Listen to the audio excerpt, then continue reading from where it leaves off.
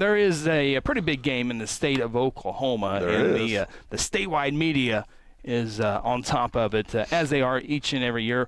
Although the last 2 years between Guthrie and Carl Albert have not quite gone the way for the Blue Jays. In fact, they've been outscored 100-17. Yeah. But when you look at the big picture, Carl Albert, this is the 39th meeting. When you look at the big picture, Carl Albert's won 22 of the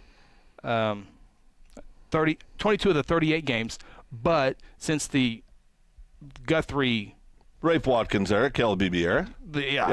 When Guthrie became relevant since 2001, Guthrie has won 11 out of 17 ball games.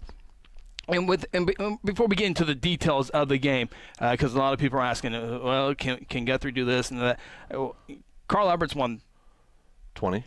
No, the quarterback has won 20. See, because Carl won. They won the year before. I think they've won 28 ball. They've won 28 ball games in a row. Yeah. They've won 33 of their last 34 games. Mm-hmm. They are the class of Class 5A. They are. And everybody knows that.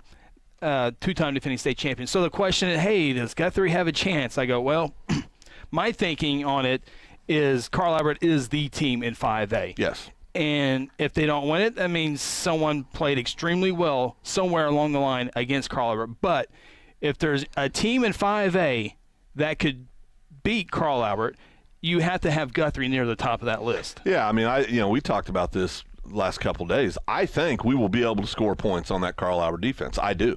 Who returned 0 starters from last year. 0 starters from last year, and I think Coach Mick and our offensive squad's playing outstanding.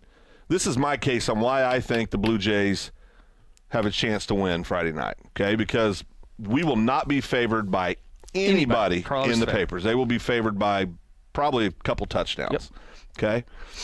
But if you look at our offense, I think we've got the Guthrie offense? Yes, the Guthrie offense has all the tools to put points up against them. So then I look at our special teams, and I think we have the best kicker, whether it's field goals, extra points, or punting the ball in all of 5A.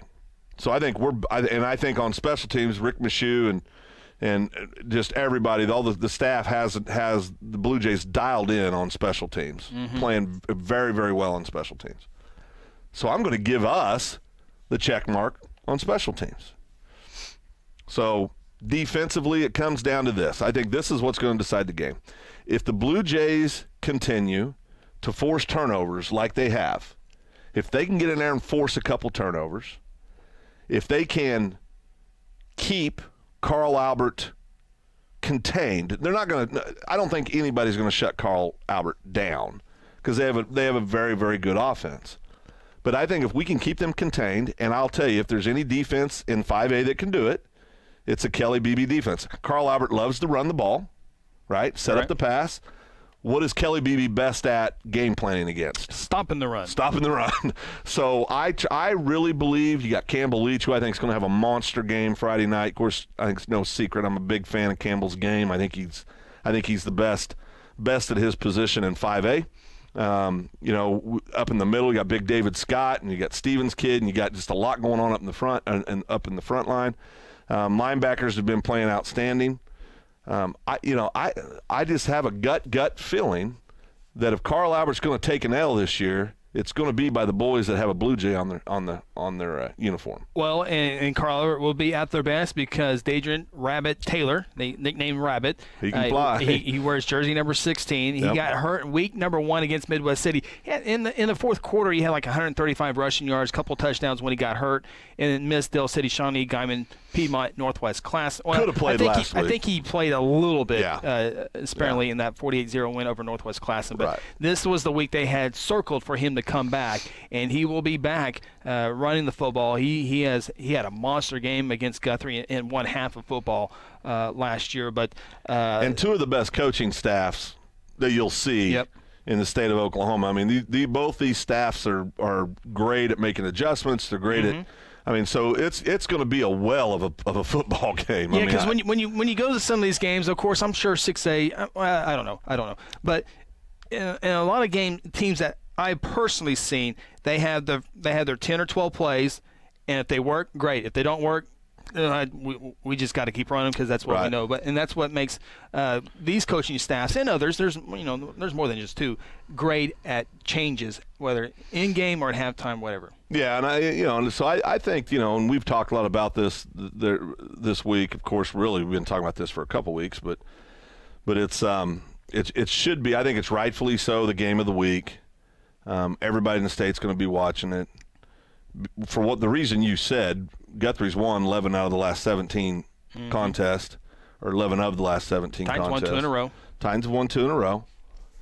But this season feels different. This senior class of Blue Jays, for those of us that have followed them since they were really in Little League, they were kind of a group of kids that everybody kind of circled and thought, these are kids that have a shot at competing for a gold ball.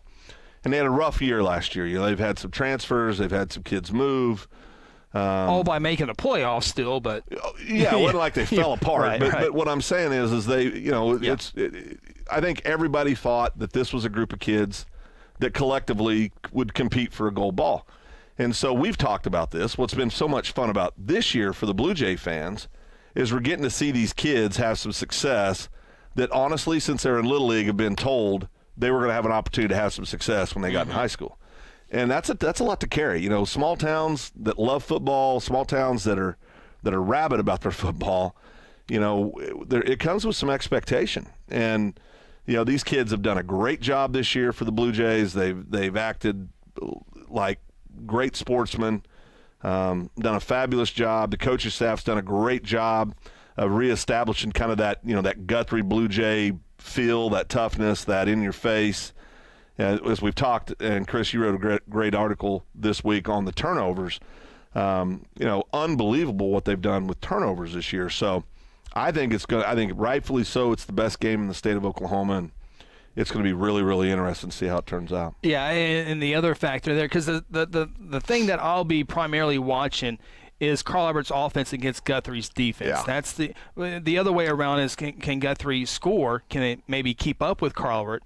We'll see. But the Carl Albert offense, majority of my article was on the Carl Albert offense because they have returned 5 from last year's state championship team, but they got a sophomore quarterback in Ben Harris who basically got the job as a freshman due to injury. Right. Led them to a 14-0 season, has won 6 ball games in a row, and so as he's never tasted defeat as a quarterback in high school. He's 20-0. And the other advantage that you can look at for Carl Albert is they have played 2 pretty darn good teams in the early part of the season. Midwest City won that one 28-21, and then they beat Del City in overtime 32-31. Del City had to go for 2 after offsides, a false start so they moved it to the 8-yard line, went for 2, didn't get it. So Carl Albert won that game 32-31. So that's they returned 5 on offense.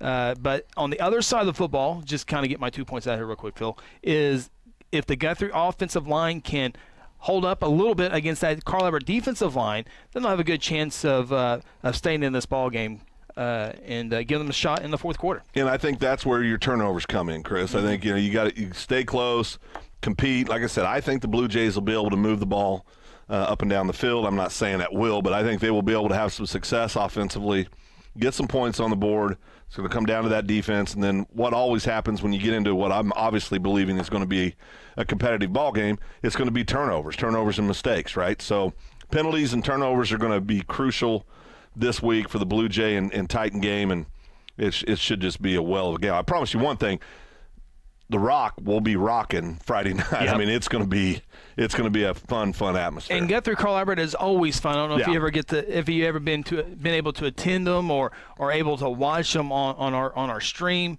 but it's always nothing against Harris Field in Midwest City. I'm not. Right. It's a different. I don't know because it's a home game, but it's a different feeling when it's inside one of the best stadiums in the nation. Well, it's different because Harris Field is more of a modern field. It's spread out. You've got all this aluminum bleachers. Yeah. You got all this open area around. The Rock, the people in the front row are standing on top of you. Yeah. I mean, it is an atmosphere unlike any other.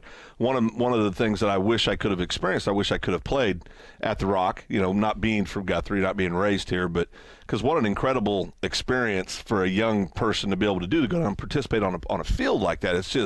It's got to be crazy. You talk to some of the kids Chris, over the years that have went from Guthrie to play at some of the smaller, NAI or Division III schools, and they'll come back and tell you, well, the Rock's a lot more fun to play at in these fields because it was just, it's just not the same, So it's interesting. You have Oklahoma City television stations come and do their 10 o'clock sportscast there. You got radio stations out front of the stadium throwing footballs just because they know the crowd's going to be there, so that's what they like, and the enthusiasm that it'll bring. And so it's always a fun atmosphere. It hasn't been too fun.